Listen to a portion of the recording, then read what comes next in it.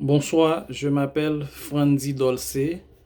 Je suis un étudiant au Cégep Marie-Victorin dans le cours de gestion et de comptabilité.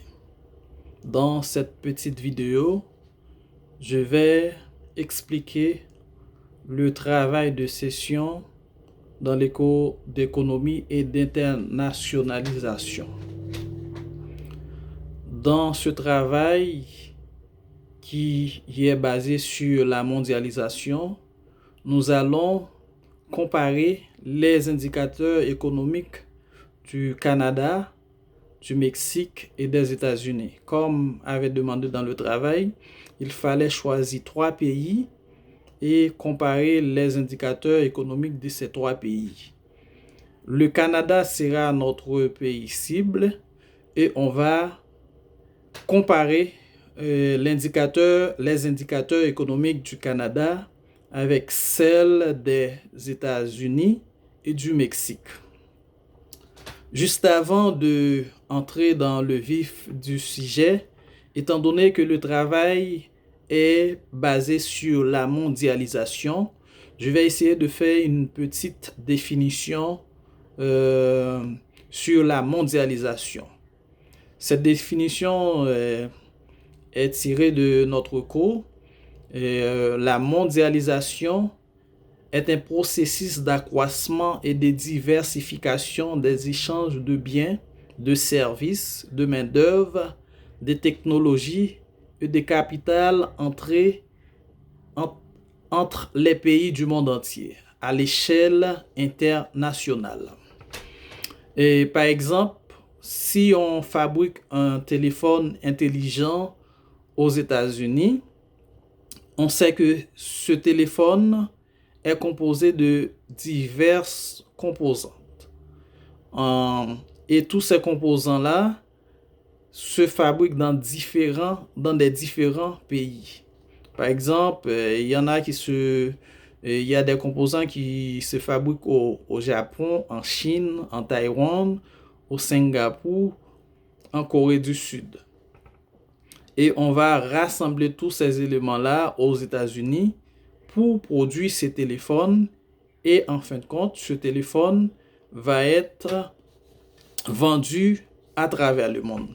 C'est un exemple vraiment de la mondialisation. Et on va essayer aussi de voir que la mondialisation pourrait définir comme l'apparition soudaine d'un énorme marché mondial des biens, de services, des capitaux et de la main-d'œuvre, avec de moins en moins de barrières politiques des États.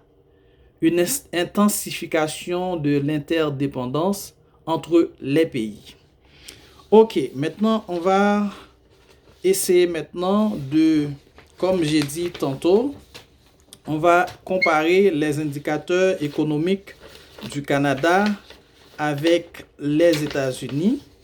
Et comme on sait, les indicateurs économiques, ils sont nombreux. On va essayer d'en prendre 4. Je pense que ce sont les 4 les plus importants. Et on va comparer ces 4 indicateurs économiques-là.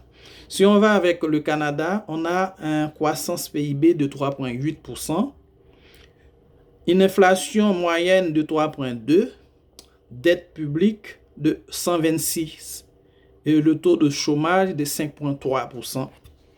Si on va avec les États-Unis, on a une croissance de 3,7, inflation moyenne 4,8, dette publique 1,27, taux de chômage 3,6.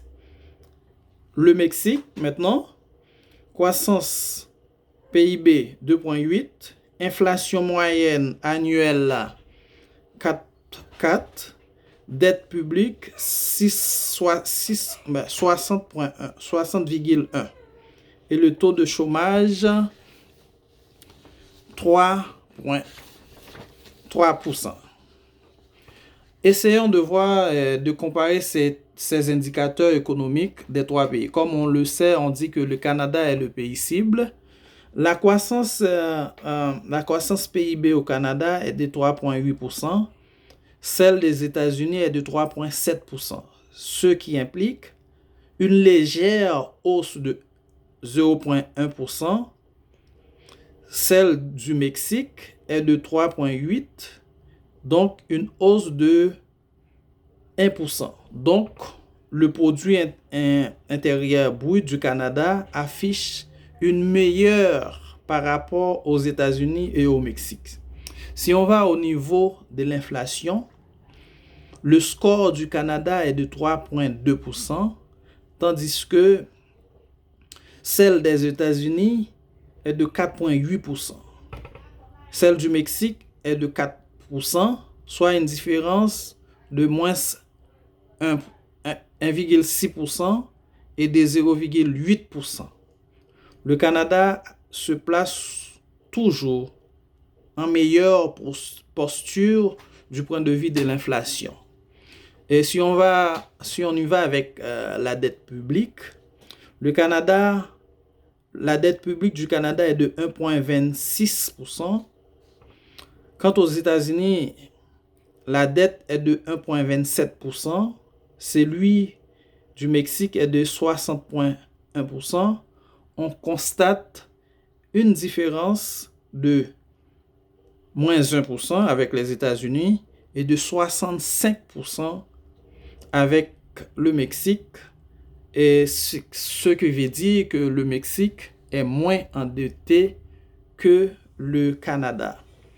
Mais cela ne veut pas dire que le Mexique est meilleur que le Canada. Donc, on peut conclure que le Canada on peut dire que le Canada sort très bien. Mais si on veut aussi aller avec le chômage, on voit que le taux de chômage au Canada est le taux de chômage au Canada est de 5,3, celle des États-Unis est de 3 moyenne, bien entendu ce sont des moyennes, de 3,6, du Mexique est de 3%. Donc, on voit que le Canada se place quand même vraiment en bonne position. Et autre indicateur qu'on veut comparer, comparer les indicateurs au niveau du commerce. Pour comparer ces indicateurs, il faut avoir les données sur les importations et les exportations de ces pays-là. Et on va essayer de trouver ces informations-là. Et vous allez m'excuser, madame, parce que les données qu'on a, ce sont des données de 2019 et de 2020. Alors, je vais essayer de montrer ces données-là. Commerce bilatéral entre le Mexique et les États-Unis est de 36,1 milliards de dollars. L'exportation est de 6,1 milliards de dollars, une baisse de 16% par rapport à 2019. Ça, c'est des données de 2020. L'importation est de 29,9 milliards de dollars, une baisse de 19% par rapport à 2019. Et un déficit commercial en 2020 de 23,8 milliards de dollars, une baisse de 29,7 milliards de dollars. Exportation en 2020, 1,2% de la valeur totale des exportations canadiennes en 2019. Et si on compare les données commerciales des États-Unis, on voit que pour les États-Unis, les relations commerciales sont vraiment importantes pour le Canada. Et commerce bilatéral et des marchandises en 2020, c'est 647,7 milliards de dollars. Des exportations de 383,3 milliards de dollars, une baisse de 14,2% par rapport à 2019. Les importations, c'est 264,4 milliards de dollars, une baisse de 13,4% par rapport à 2019. On a un excédent commercial en 2020 de 119 milliards de dollars et on peut voir que la relation commerciale entre les États-Unis et le Canada sont vraiment gigantesques. Et en fin de compte, on voit que le Canada est un pays importateur. Il importe plus que les données exportées. Mais il ne faut pas généraliser. Par exemple, dans le domaine de l'énergie, le Canada exporte beaucoup. Par exemple, la grande majorité des pétroles du Canada, et le Canada est le premier partenaire économique énergétique du Canada. Presque tous les pétroles du Canada s'en vont aux États-Unis. Pour terminer, on va essayer de voir les effets de la mondialisation sur le Canada. Comme on sait que dans toute chose, il y a des positifs et il y a des négatifs. Et il y a des positifs de la mondialisation de la mondialisation sur le Canada. Les effets positifs, vu qu'il y a des fortes importations et d'exportations des activités, des marchandises, ça permet au Canada de faire des économies colossales. Mais les effets aussi négatifs, c'est que parfois les petits commerçants, les petites industries payent le prix à cause du flux des marchandises qui peuvent entrer sur le territoire. C'est pour ça, dans ces pays-là, parfois pour des politiques de protectionnisme afin de protéger certains secteurs de l'économie.